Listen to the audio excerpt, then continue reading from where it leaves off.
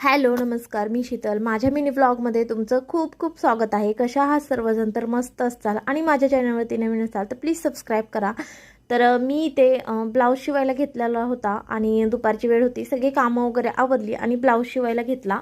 तर इथे एक डिझाईनचा ब्लाऊज होता, त्यामुळे तुमच्याशी शेअर करावं म्हणलं. कारण की जी बाही आहे ती डिझाईनची होती, तर नेट लावून जी बाहीची डिझाईन केलेली होती तर त्याच मॅचिंगचं मी नेट लावलेलं होतं आणि तिथे बटन वगैरे लावून घेतलं तर खूप सुंदर असं दिसत होतं ते. आणि नंतर मी जे आहे जे लक्ष्मीचं वस्त्र असतं ते शिवायला घेतलेलं आहे देवीचं. आणि इथे जे त्याच ब्लाऊजमधून जे कापड राहिलेलं होतं, बऱ्यापैकी जास्त कापड राहिलं होतं, तर त्याच्यामध्ये किती वस्त्र होतात ते बघू आपण.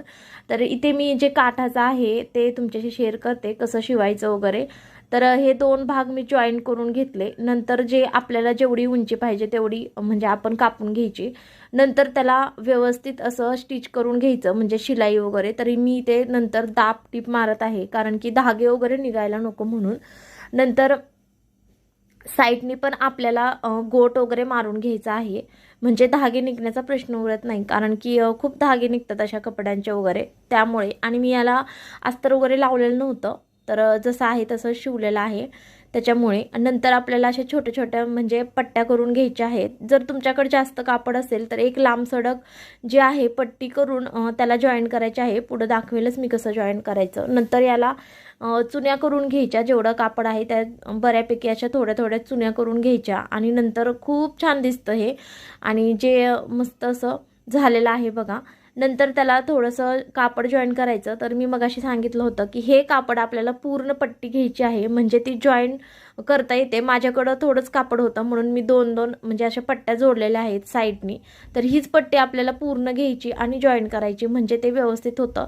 कारण इथे मी दोन म्हणजे घेतलेलं आहे, तर तसं नाही करायचं कारण की माझ्याकडं कापड नव्हतं म्हणून.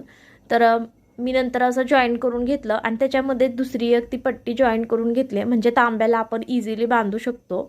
तर असं ते देवीचं वस्त्र तयार झालेलं आहे. खूप सुंदर दिसतं. आणि याला नंतर आपण असं इस्त्री करून घ्यायची, म्हणजे ज्या लेयर आहेत ते व्यवस्थित म्हणजे अशा बसल्या जातात आणि छान दिसतं. तर असं झालेलं आहे बघा हे वस्त्र.